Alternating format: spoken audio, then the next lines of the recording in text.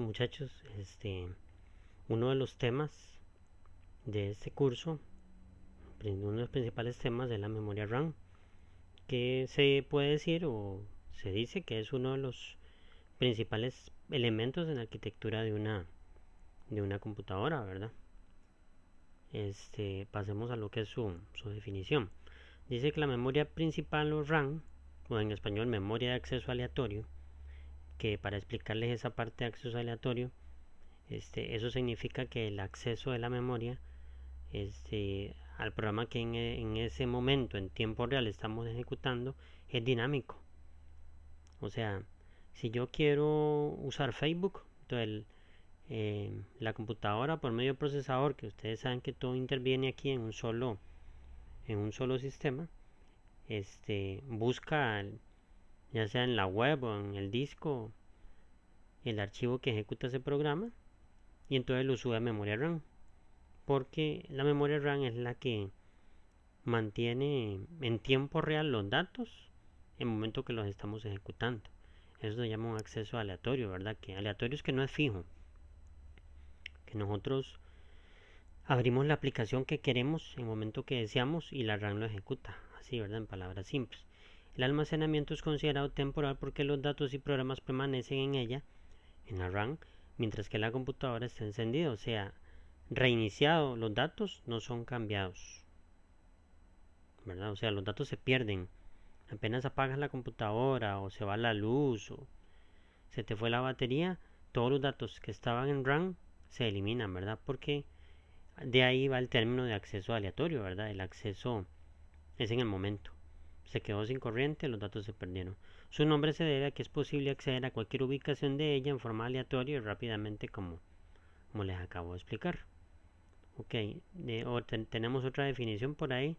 La diferencia entre la RAM y los otros tipos de memoria de almacenamiento como CD, discos duros. En estos tiempos hablamos ya de almacenamiento de estado sólido, las llaves mayas. La RAM es mucho más rápida y se borra al apagar el computador, como ya dijimos. En cambio, en los otros dispositivos la información permanece grabada o la información permanece permanente, a diferencia de la memoria RAM, ¿verdad?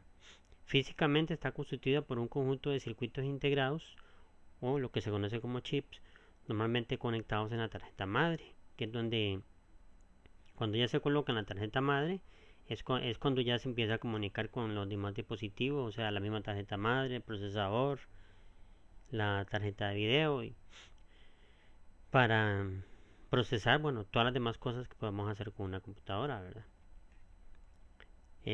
Como otra definición, como clasificación general, perdón, a esta memoria se le llama memoria principal, que ya les dije.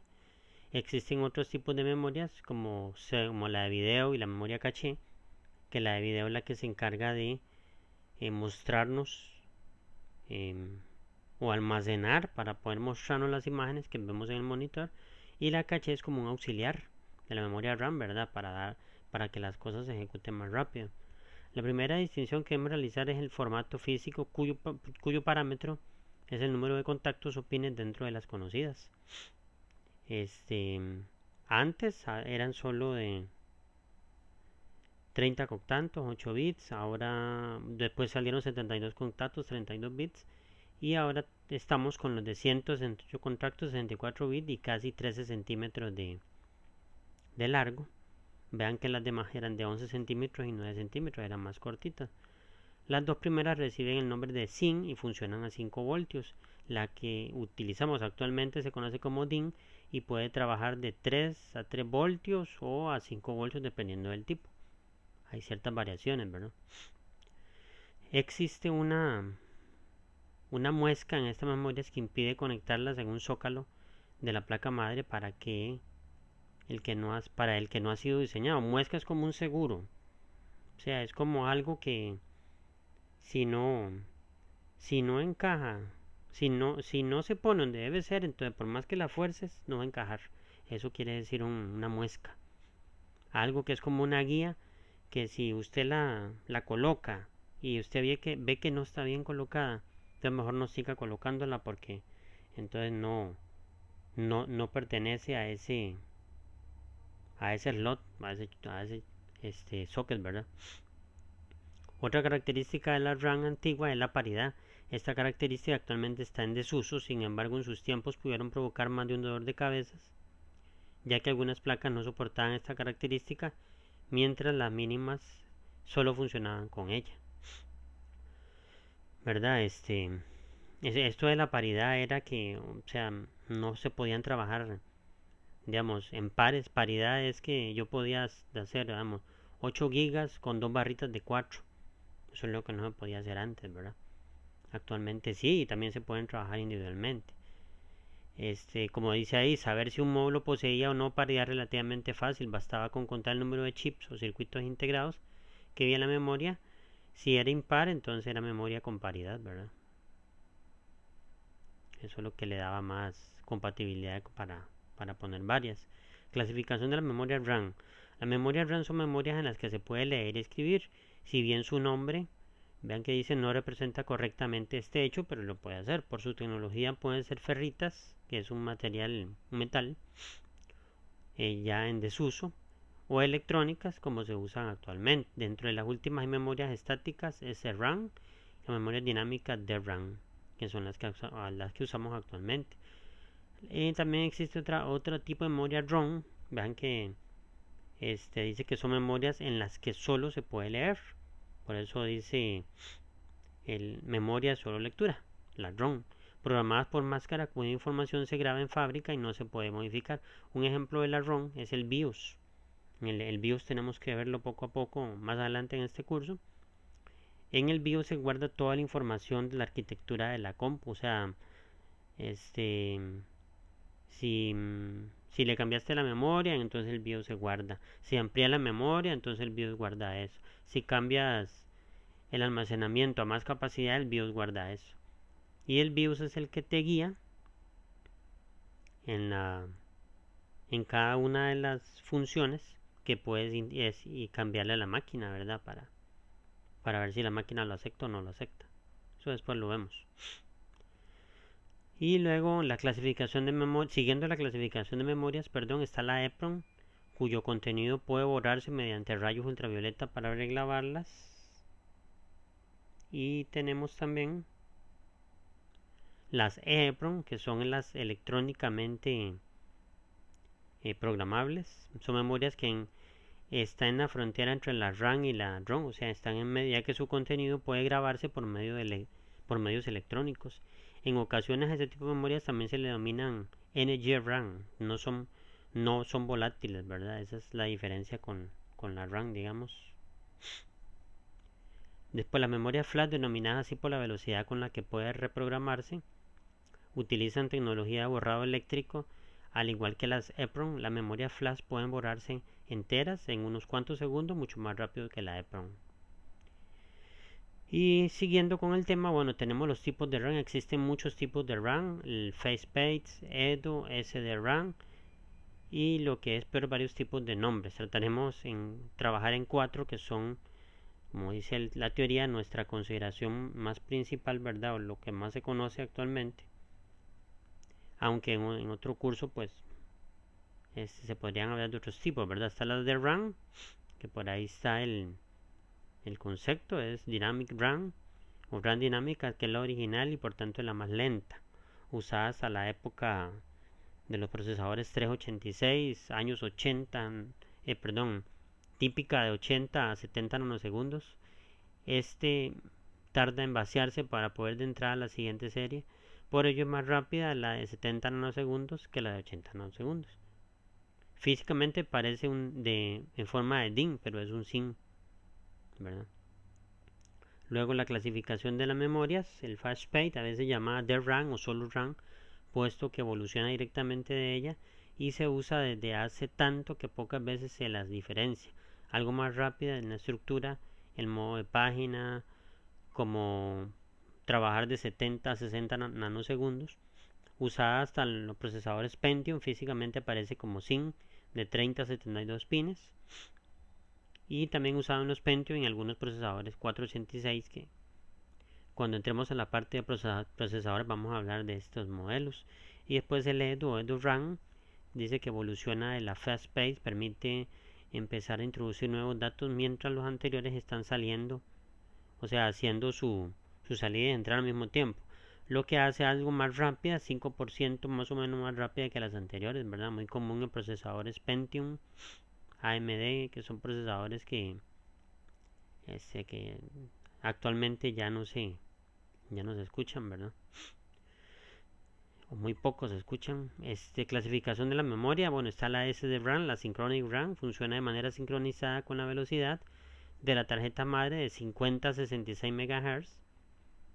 Eso lo hace un poco más rápida, ¿verdad? Porque como dice la teoría, se sincroniza con la tarjeta madre y es rapidísima, de unos 25 a 10 nanosegundos. Solo se presenta en forma de DIN y se usó en procesadores Pentium 2 de menos de 350 MHz y en los Celeron. Después está la PC100 o SDRAM de 100 MHz, memoria capaz de funcionar a 100 MHz, que utilizan los AMD K6 y computadores más modernos. Teóricamente se trata de unas especificaciones mínimas que se deben cumplir para funcionar correctamente. Y después estuvo por ahí la PC133 o SDRAM, que es la más moderna y recomendable actualmente, ¿verdad? Clasificación de la memoria, se clasifican en SIN y en DIN. Para que sepan, el SIN y el DIN son los tamaños de la memoria, ¿verdad? Los SIN eran más pequeños porque traían menos pines y los DIN son más largos porque traen más pines. Dice que se trata de la forma en que se juntan los chips de memoria o del tipo que sean para conectarse a la placa madre, entiendan por tarjeta madre, ¿verdad? Son placas impresas alargadas con conectores en un extremo. El número de conectores depende del bus de datos del microprocesador, que más que un autobús en la carretera por la que los datos, el número de carriles de dicha carretera representa el número de bits de información que puede manejar, ¿verdad?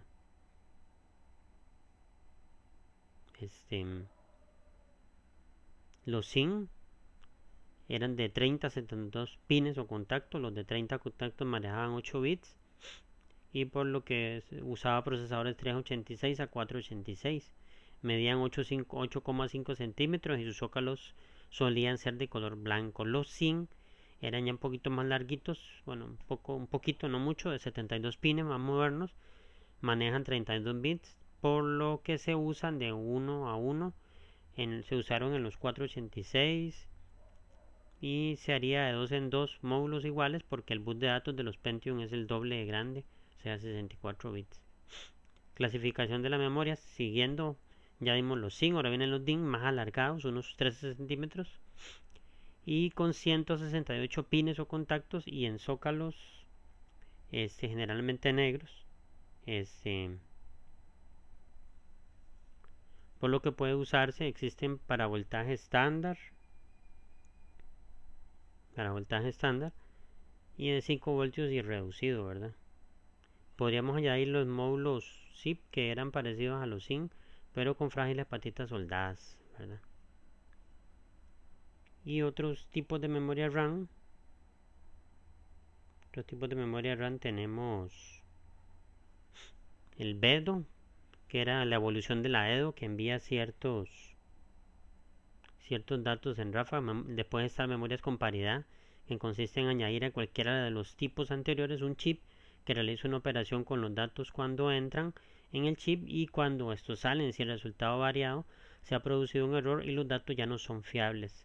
De esta manera aparece una ventaja, sin embargo el ordenador solo avisa que el error se ha producido, o sea, no lo corrige. Entonces, siempre se convierte en una desventaja. Es más, estos errores son tan improbables que la mayor parte de los chips no los sufren jamás, aunque estén funcionando durante años. Y siguiendo con la clasificación están las memorias SC, memoria de corrección de errores, que puede ser de cualquier tipo, aunque sobre todo EDO SC o SDRAM SC detecta errores de datos y los corrige para aplicaciones realmente críticas, ¿verdad? Y después están memorias de video para tarjetas gráficas, que eso es más que todo para ya aceleración de video. El tema esto de los gamers, ¿verdad? Que utilizan bastante memoria de video para que las cosas se vean reales. Y después está la DDR-SRAM, doble datos. Y después está la DDR-SDRAM, doble fila de datos. Perdón, los módulos de memoria son del mismo tamaño que los DIMM, pero con más conectores, 184 pines en lugar de los 168 de la SDRAM normal. Además, los DDR tienen una única muesca. Muesca, recuerden que es la forma como se coloca la RAM, en lugar de los dos de los DIMM clásicos. Esta es una muestra, ¿verdad? De los DDR SDRAM. Son ya placas de memoria un poquito más alargadas. Y en la clasificación de la memoria, los nuevos pines son absolutamente necesarios para implementar el sistema DDR, por no hablar de que se utiliza un voltaje distinto y que sencillamente tampoco no serviría de nada poder instalarlos porque necesitaríamos un chip nuevo. Hablando del voltaje, en principio deberían ser 2.5, una reducción del 30% respecto a los actuales, ¿verdad?, de las SDRAM. En lo que es el funcionamiento de la memoria DDR SDRAM, consiste en enviar los datos 2 veces por cada señal de reloj. O sea, son como impulsos eléctricos, ¿verdad? Una vez en cada extremo de la señal, el ascendente y el descendente, en lugar de enviar datos solo en la parte ascendente de la señal. De esta forma, un aparato con tecnología DDR que funcione con una señal de reloj real, física, por ejemplo 100 MHz, enviaría tantos datos como otro sin tecnología DDR que funcione a 200 MHz.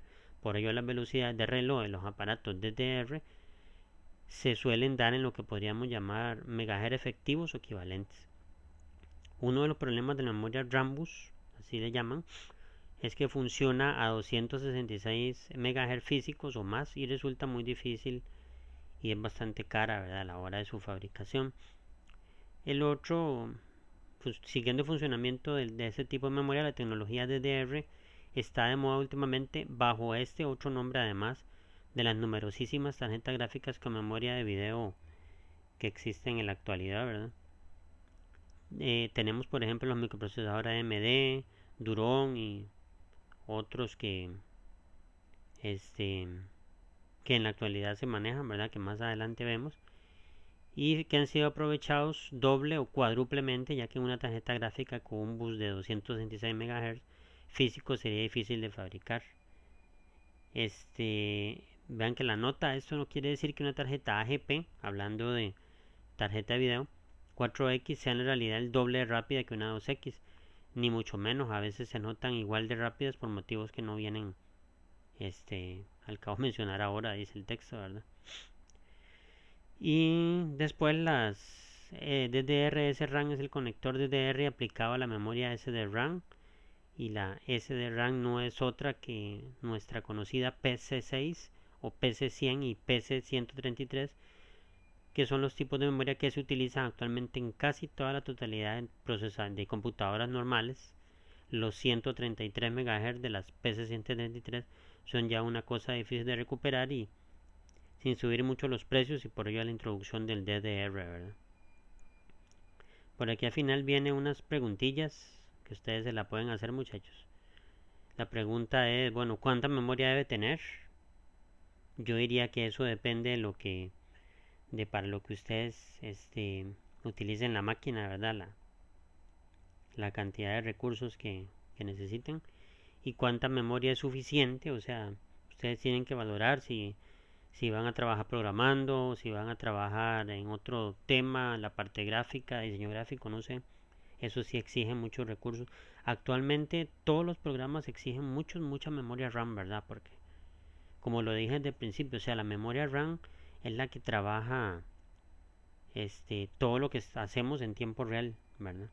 Entonces por eso es que las computadoras requieren de mucho. Digamos, ahorita en la actualidad una computadora portátil o de escritorio mínimo debe tener 16 de RAM, ¿verdad? Porque ya con 8 gigas y algunas aplicaciones se nos están quedando botadas, ¿verdad? Entonces, aquí termino, muchachos, lo que es el tema de la memoria RAM.